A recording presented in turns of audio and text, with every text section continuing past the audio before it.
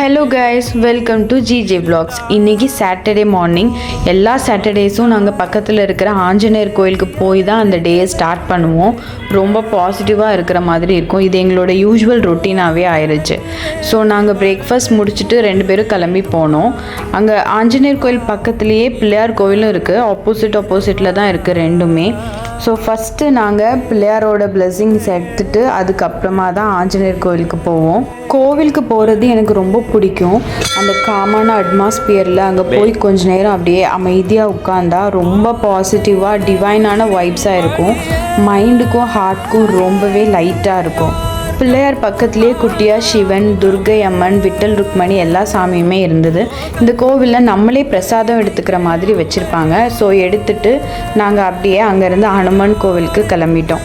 Saturday Hanuman தரிசனத்தோடு start பண்ணுறது எனக்கு அந்த டே ரொம்பவே பாசிட்டிவாக இருக்கிற மாதிரி இருக்கும்.